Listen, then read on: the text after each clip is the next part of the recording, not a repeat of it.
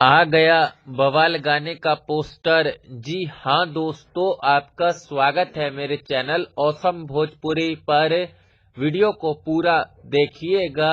Video पसंद आए तो वीडियो को लाइक और चैनल को सब्सक्राइब कीजिएगा।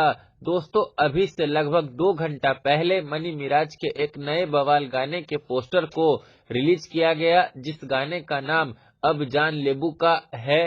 दोस्तों, इस गाने को चांद जी और शिल्पी राज ने गाया है। वहीं इस गाने को आर्यन मेहताब ने लिखा है और इस गाने में गौरव रोशन ने म्यूजिक दिया है।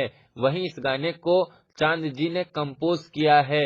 वहीं इस गाने के वीडियो में मनी मिराज और वन्नू डी ग्रेट ने काम किया है। दोस्तों, मनी मिराज के इस गाने को 10 जनवरी को सुबह में 6:30 पर रिलीज किया जाएगा अलका फिल्म्स यूट्यूब चैनल पर। तो 10 जनवरी को आप लोग मनी मिराज के इस गाने को भरपूर प्यार दीजिएगा अलका फिल्म्स यूट्यूब चैनल पर। धन्यवाद। खैर, फिर मिलते हैं दोस्तों किसी नए वीडियो में। वीडियो पसंद आए तो वीडियो को लाइक और चैनल को सब्सक्राइब कीजिएगा।